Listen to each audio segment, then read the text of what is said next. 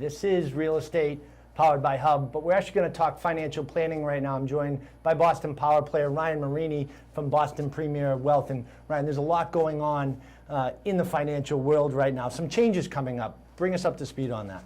Yeah, so very similar to maybe the mortgage business post 2008 during the financial crisis.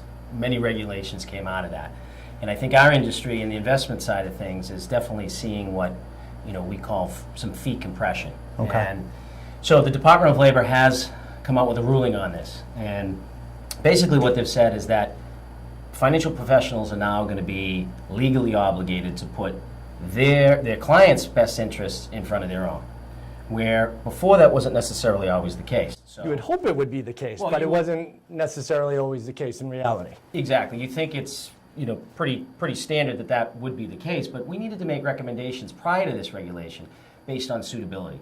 So as long as the recommendations we were making were suitable to the end investor based on their goals and what they wanted to accomplish, everything was fine.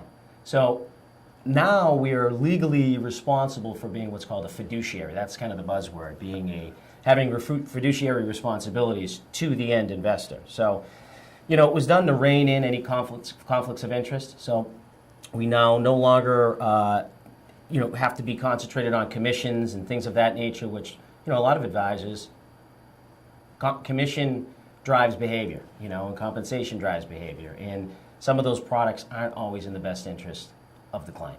Sure, and that's a scary thing to think about because a lot of people don't understand that side of it, don't understand the world. And what you're basically saying is that there were certain products that would drive higher commissions to the advisor, which would make them direct potential clients that way, which is obviously not the right way to do it. But in today's world, that is all changing. That's right. So being a fiduciary has a much higher accountability measure than suitability.